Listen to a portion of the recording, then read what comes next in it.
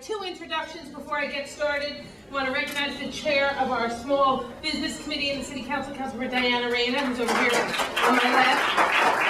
And I also want to recognize Councilmember Gail Brewer, who's chair of our Government Operations Committee, but was the founding chair of our Technology Committee. So we're two terms. I want to thank her for being here. I want to thank Raymond Ray, the editor of smallbiztechnology.com, and Marion Banker, the founder and executive director of Biz Leaders Network, and of course, I want to thank Nancy, the president of the Manhattan Chamber of Commerce. I know Nancy's not here, but I really want to thank her because she has been an amazing partner with us in the City Council in a lot of different areas, and really appreciate the opportunity to have a few minutes to talk with you guys today and then to take some non-technical questions, because although I'm going to try to talk about the idea of innovation in a high-tech economy, I'll share with you my little secret is that I'm actually not so high-tech conversant myself, but which may be why I see the significant need for the city to do better in this area.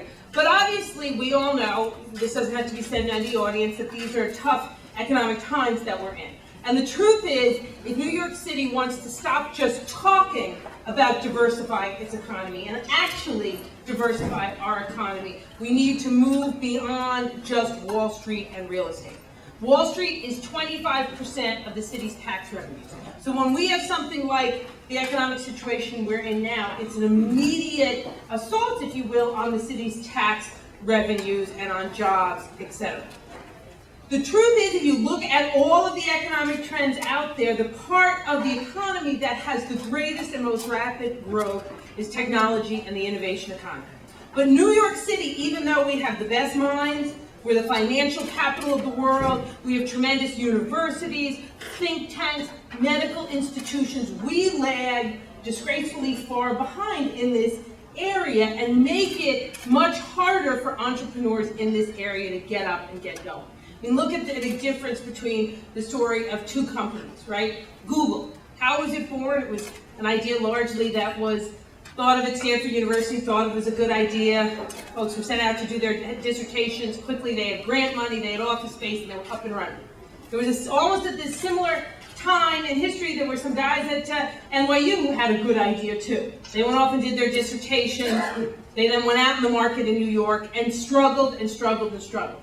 Now ends up their company, TouchCo, which is not nearly the household name that Google is, they ended up selling their product to Amazon. It's going to be a part of the Kindle device.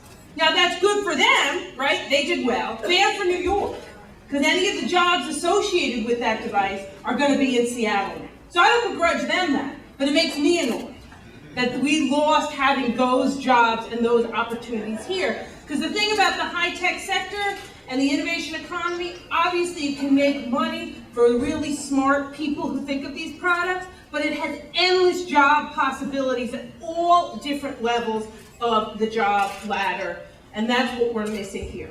So we've kind of taken a step back in the City Council and tried to figure out why we keep getting whooped by other parts of the country, particularly the West Coast. We've come up with a couple of ideas we hope to level the playing field and help us take on our West Coast neighbors. One, if you look at the city of San Diego, and they have a similar model like this in Belfast. In San Diego, they have focused on the needs of the innovation economy and high-tech entrepreneurs. They have an entity called Connect. It's an entity government partners with, but it is outside of government. Connect literally connects all the dots for innovators and entrepreneurs. In about 20 years, Connect has helped connect innovators and created 1,000 companies which have created 27,000 jobs in California. In the Northern Ireland, as they're trying to build an economy up there in the new world of more peaceful times, one of the first things they did was steal somebody from San Diego's Connect. They now have one running in Belfast. And one of the two key things we heard from the folks in San Diego and Belfast were the following. Government can't do this. This is not what you all do well. You will muck it up with red tape and steps in the process. Don't run this.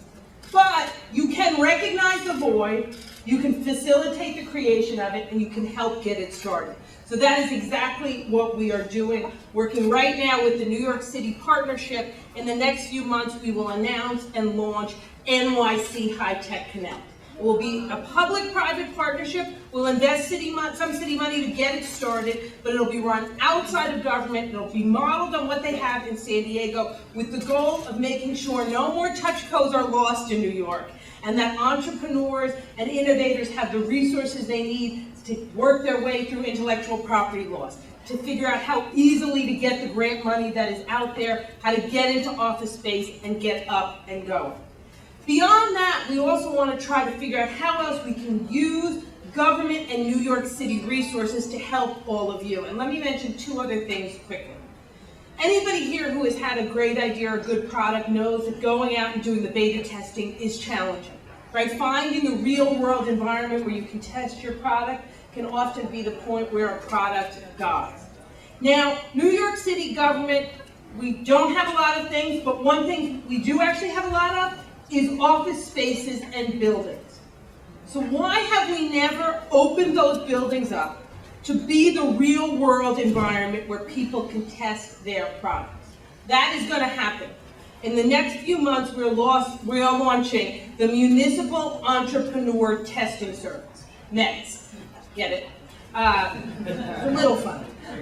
So with our Department of Citywide Administrative Services, our office buildings and our clinics will continue to be office buildings and clinics, but they will also be places where people can use those outlets and piping and roofs and whatever else to actually real-world test their products. That'll be up and running in the next few months, worst case scenario probably by the summertime.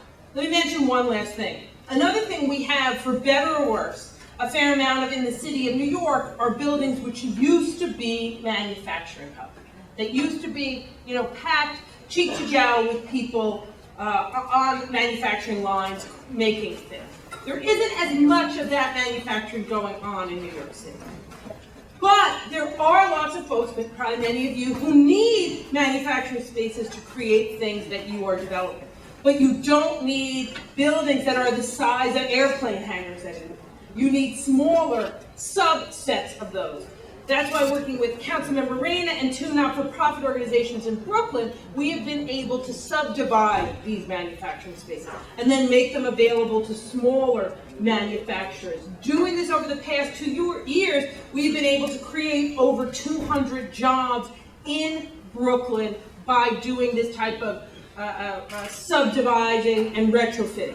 We're now creating a $10 million fund to take that work to all 5 boroughs, to no longer let those manufacturing spaces sit there fallow as an ode to what once was, but reconvert them into spaces where all of you or others or groups like Movado Plumbing in Brooklyn can put people to work making products that then can hopefully get sold in the city. So those are some of the things we're doing that I hope are relevant to the work that you all are doing. But I really, again, want to thank the Chamber and everyone else for pulling this event together today, and thank all of you for coming.